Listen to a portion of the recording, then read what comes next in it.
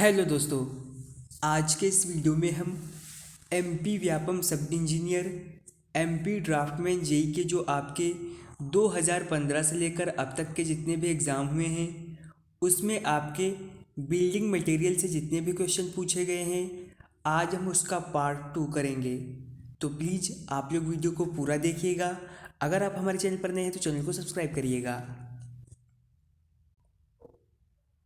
और आप एमपी व्यापम सब इंजीनियर के अब तक के जितने भी एग्ज़ाम हुए हैं उनके प्रीवियस ईयर के क्वेश्चन पेपर और आल सब्जेक्ट के हिंदी या इंग्लिश में हैंड नोट्स चाहते हैं तो आप हमें इस व्हाट्सएप नंबर पर कांटेक्ट कर सकते हैं।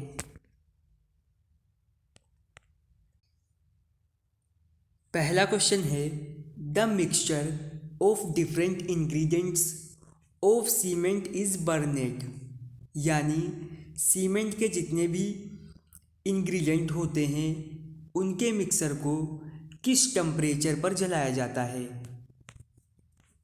ऑप्शन आपको दिए हैं 1800 degree Celsius, 1200 degree Celsius, 1000 degree Celsius या फिर 1600 डिग्री सेल्सियस।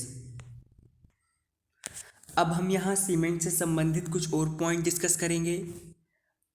साधारण सीमेंट में चूना जो है लाइम होता है 63% और सिलिका की औसतन मात्रा होती है 20%, एल्यूमिना 6%, लौह ऑक्साइड यानी आयरन ऑक्साइड की मात्रा लगभग 3% होती है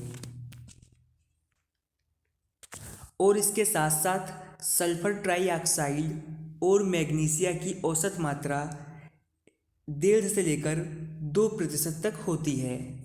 सामान्य पोर्टलैंड सीमेंट में क्षार की मात्रा औसत 1% होती है।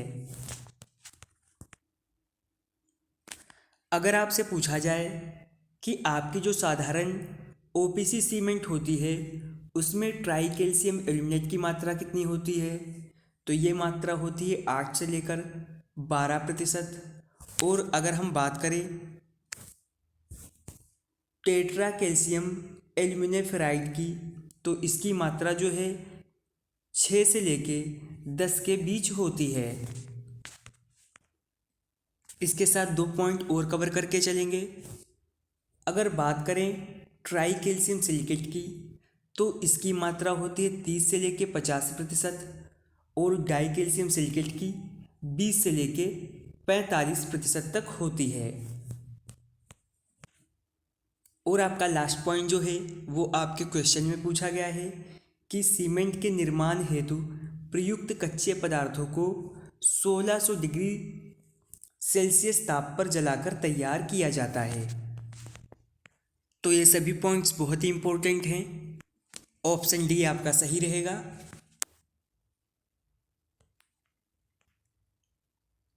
ये भी क्वेश्चन आपका काफ़ी एग्जाम में रिपीट होता रहता है। In which test conducted on cement Le Chatelier apparatus is used, पूछा है सीमेंट पर किए जाने वाले किस टेस्ट के लिए ली चेटेलियर उपकरण का यूज किया जाता है। ऑप्शन आपको दिए गए हैं साउंडनेस टेस्ट के लिए, सेटिंग टेस्ट के लिए, कंप्रेसिव स्ट्रेंथ टेस्ट के लिए या फिर टेंजाइल स्ट्रेंथ टेस्ट के लिए। इसके साथ कुछ पॉइंट और हम कवर करके चलेंगे।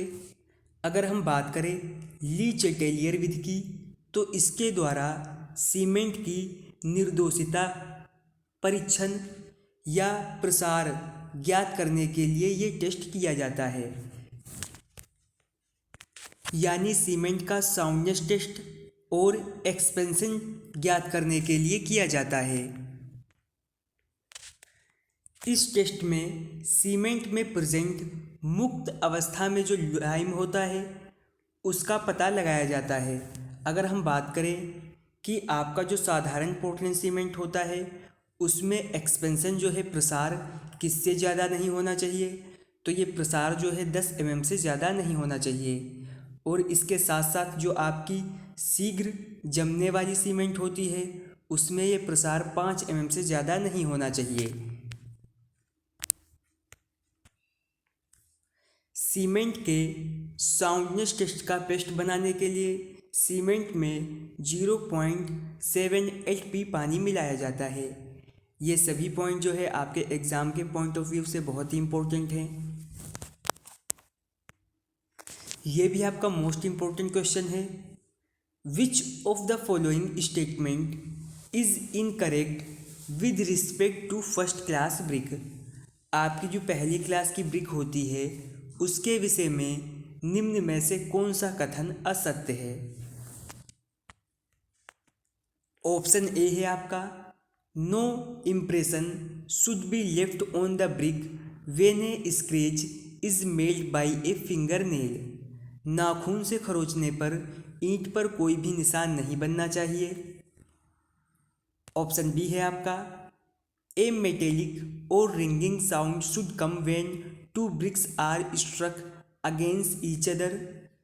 जब दो ईंटों को एक दूसरे से टकराया जाए तब धातु जैसी या घंटी बजने जैसी ध्वनि उत्पन्न होनी चाहिए। ऑप्शन सी है, water absorption of about 16 to 20 of its dry weight is allowed. यानी इनकी सूखी स्थिति के भार का 16 से 20% जल अवशोषित अनुमित है। ऑप्शन डी है आपका, these should be free from flow cracks and stone. ये विकृति दरारों तथा पत्थरों से मुक्त होनी चाहिए। और यहाँ पर जो आपकी फर्स्ट क्लास की ब्रिक होती है उसकी कुछ विशेषताएं दी गई हैं। इसकी सतह पर नाखून से खुरचने पर कोई निशान नहीं बनना चाहिए, ये आपके ऑप्शन में था। दो ईंटों को आपस में टकराने पर धात्विक ध्वनि उत्पन्न होनी चाहिए। फर्स्ट क्लास की ब्रिक की संपीडन सामर्थ्य 105 किलोग्राम सेंटीमीटर स्क्वायर से कम नहीं होनी चाहिए। आपका पॉइंट नंबर 4 है, फर्स्ट क्लास की जो ब्रिक होती है उसे 1.5 मीटर की ऊंचाई से गिराने पर ये टूटनी नहीं चाहिए। पॉइंट नंबर 5 है, फर्स्ट क्लास ब्रिक को 24 घंटे तक पानी में डुबोए रखने के दौरान ये अपने भार का 1/6 या 20% से अधिक पानी को अवशोषित नहीं करना चाहिए। फर्स्ट क्लास ब्रिक से संबंधित पॉइंट नंबर 6 है, प्रथम श्रेणी की ईंट पूरी तरह से लोना या उत्फुलन से पूरी तरीके से मुक्त होनी चाहिए। ईंट का भार 2.75 से लेकर 3 किलोग्राम के बीच होना चाहिए।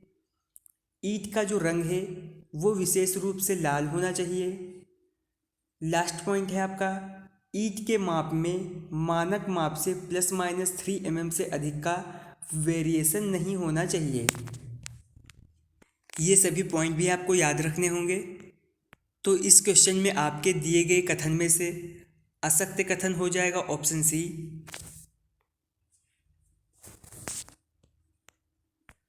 फिर आपका नेक्स्ट क्वेश्चन है, in the process of brick manufacturing the pug mill is used in which of the following operation. यानी ईंट उत्पादन की प्रक्रिया में निम्न में से किस ऑपरेशन में पग मिल का उपयोग किया जाता है। ब्लेंडिंग में यानी उसके मिश्रण करने में, बर्निंग यानी उसे जलाने में, टेम्परिंग में या फिर वेदरिंग में। तो आपके पग मिल का यूज किया जाता है टेम्परिंग में। ऑप्शन सी आपका सही रहेगा। यहाँ पर आपको कुछ पॉइंट और दे रखे हैं। ईंट उत्पादन की प्रक्रिया में पग मिल या रोध चक्की का प्रयोग ईंट की मिट्टी को तैयार करने के लिए किया जाता है। पग मिल से भली भांति प्रकार से गुथी हुई मिट्टी प्राप्त होती है।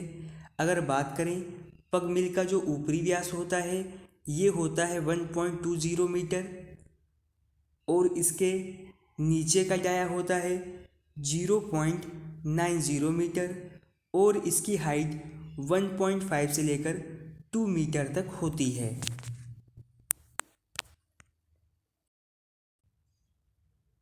तो हमने आज के इस वीडियो में एमपी व्यापम सब इंजीनियर एमपी ड्राफ्टमैन जेई के 2015 से लेकर अब तक के आपके जितने भी एग्ज़ाम हुए थे उनमें बिल्डिंग मटेरियल के क्वेश्चन पूछे गए थे। उसका पार्ट 1 हमने इसकी पिछले वीडियो में किया था और आज पार्ट 2 कंप्लीट कर लिया है। तो प्लीज़ अगर आपको वीडियो पसंद आई हो तो लाइक करें, शेयर करें, चैनल पर नए हैं तो सब्सक्राइब करें और इसके साथ साथ अब आप हमसे टेलीग्राम चैनल और व्हाट्सएप ग्रुप पर भी जुड़ सकते हैं। लिंक डिस्क्रिप्शन में दिया गया है।